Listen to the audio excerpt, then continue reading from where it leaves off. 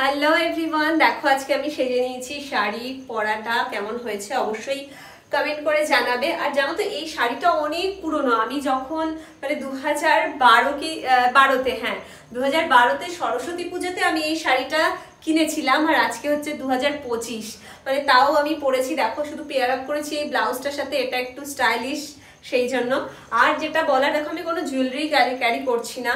আর যে যেভাবে সাজে না তার একটা নিজস্ব মানে মেন যাই পড়ো না কেন ক্যারি করাটা হচ্ছে আসল। দেখো আমি কত সিম্পল একটা কিনেছি, এটা আমি ওই প্যান্টালুন্স থেকেই কিনেছিলাম। দেখো এত সুন্দর একটা, আমার ভীষণ পছন্দ হয়েছিল। সে ওদের অনেকগুলো থাকে না, 4-5টা রকমের থাকে ওরকম। আর একদম সিম্পল একটা সাজ, তোমরা এই সাজটা সেজে অবশ্যই অফিসে যেতে পারো, ঠিক আছে, বা নর্মাল কোনো ঘরোয়া অনুষ্ঠানেও তোমরা এটা মানে এইভাবে অ্যাটেন্ড করতে পারো।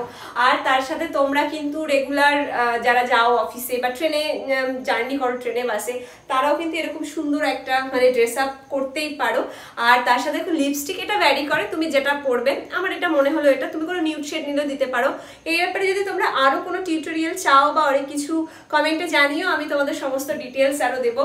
আর একদম হালকা মেকআপ, কোন প্রোডাক্ট কি দিয়ে করেছি সেটাও যদি চাও কমেন্ট সেকশনে জানিও, আমি তোমাদেরকে রিপ্লাই দেবো এবং ভিডিও করে দেবো। ওভারঅল কেমন লাগলো অবশ্যই কিন্তু জানিও। আর যারা এখনো পর্যন্ত আমার চ্যানেলটা সাবস্ক্রাইব করোনি অবশ্যই সাবস্ক্রাইব করে দিও। আর বেল আইকনটা যে আছে ওটা প্রেস করে দিও। আর কিন্তু লাইভ করি আমি রোজ, লাইভে কিন্তু অবশ্যই আসবে।